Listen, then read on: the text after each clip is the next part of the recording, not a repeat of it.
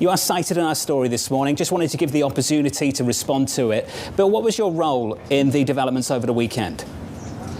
The DOJ is outside of my purview. This is out of my purview. I don't know anything about it, and I would defer you to the DOJ. Bill, you haven't been shy of sharing your thoughts on the Federal Reserve before, particularly over the last 12 months. You thought that the chairman would ultimately resign. He's standing firm. Do you think this push against the Federal Reserve is actually leading to unintended consequences and leading this Fed to dig in?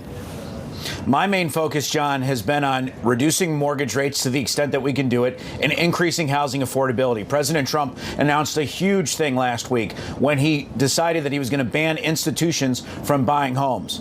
Basically, the concept is that people should be living in homes, not corporations. You know, we have a supply problem in this country, and obviously we're working on the demand side of things because in some cases, affordability has gotten so tough that people don't even want to buy a home because of what Joe Biden did. And so we're reversing that. That's what we're focused on. We had a huge 1-2 punch last week. You saw mortgage rates move 25 basis points lower on the news that Fannie and Freddie have started to undergo a $200 billion mortgage bond buy. And I think you're going to see some very exciting things come out of Davos with regard to the president on housing in a week. Director Pulte, you were with the president this weekend, I believe, traveling with him on Air Force One from Washington to Palm Beach. Did you talk about the Federal Reserve with him this weekend? Obviously, I would never talk about anything that the president and I talk about. I would say this, that the president is laser focused on housing affordability and reversing what has happened these last 4 years. You look at the average mortgage payment under Joe Biden, it's skyrocketed compared to what it was under President Trump's first term. We are focused on bringing down not only the mortgage rates, but also the day-to-day cost in upkeeping homes, which has to do with, you know, whether it be your ongoing expenses, mortgage insurance, et cetera. There are so many pieces to the cost puzzle that at the FHFA, U.S. Federal Housing, we are working to reduce the cost burden that Americans have. I know that you've seen the report from our colleagues. I've also got calls last night about this subpoena handed to the Fed and was told that you were part of it, pulling together a report that then went to the DOJ. I just wanted to go a sense from you. Did the president know this was coming? The Treasury Secretary know this was coming? Have you had any of these conversations? Again, on that matter, I'd refer you to the Department of Justice. Okay, well, we'll wait to hear from the Department of Justice. When it goes back to the mortgage-backed securities that you have been talking about, you've already been purchasing about north of $230 billion of them last year. There is a cap. Do you expect to reach that cap this year? I think all options are on the table. President Trump is a president who keeps all options on the table. We announced this historic $200 billion buyback of mortgage bonds. This is a huge deal. And, you know, we'll keep all options on the table. Look, we're doing our part at Fannie and Freddie. Most presidents didn't even know Fannie and Freddie existed. Obviously, your community and Bloomberg and all of us in the private sector, we know the importance of Fannie and Freddie. But for the average day American, they don't understand because the presidents haven't made it a priority.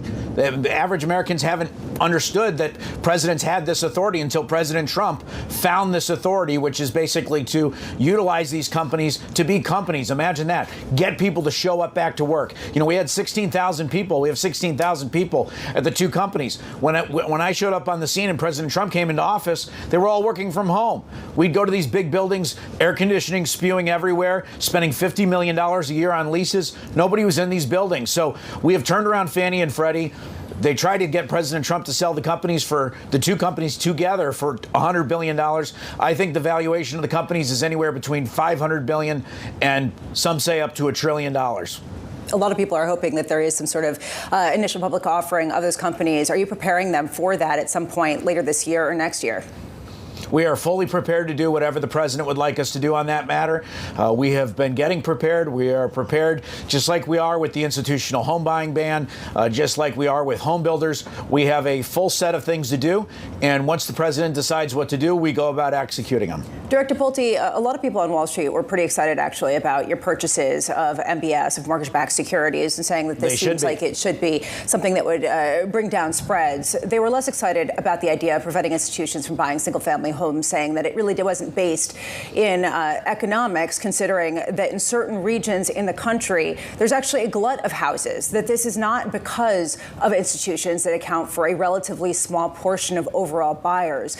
What do you say back about the economic fundamentals behind this type of proposal and why it would bring down affordability and increase the supply of houses, which is the ultimate issue that a lot of people say?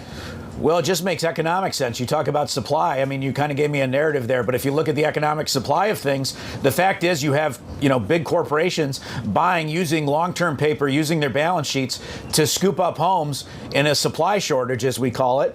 And they're in some cases buying these homes for 20, 30, 40% less than Americans are doing it.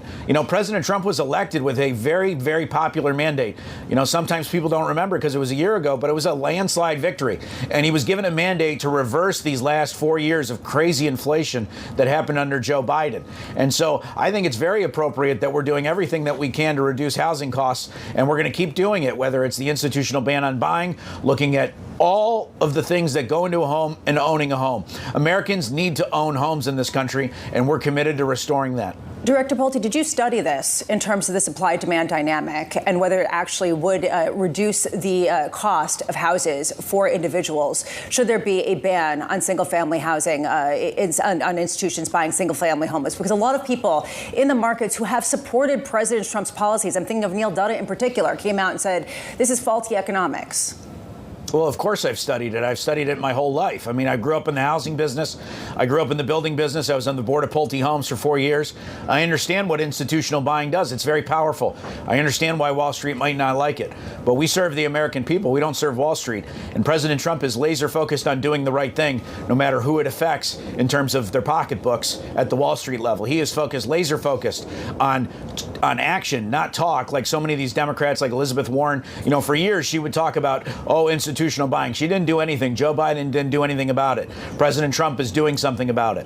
Elizabeth Warren wanted to see an effort like this. Do you think the president is taking cues from some of the more populist wings of the Democratic Party? No, I think Elizabeth Warren's going to have to take cues from us, or she's going to continue to look like a fraud, because she says all these things and then she does nothing about it. President Trump, he gets things done. He said, look, we're going to ban institutional buying. And then we're going about both on an executive action front as well as codifying it in legislation. I mean, the amount of momentum that we've had at the legislative level from, different Congress people. I was at the Financial Services Committee the other night. People were ecstatic about this. I also talked with multiple U.S. senators, many who are vying to sponsor the legislation. So this is a very big deal, and I think it's going to happen. Is the president going to declare a housing emergency in the United States? That's entirely up to the president. I can tell you this, he is treating it with great urgency. He understands real estate very well. He understands the importance of keeping home prices up. He understands this issue very well, and we're working very well together. Secretary Turner, Secretary Bessent, Secretary Lutnick, the Vice President, Susie Wiles. This is an all-hands effort. James Blair in the White House. I mean, this is an all-hands effort to reduce the cost of home ownership and get people, not corporations, back in homes.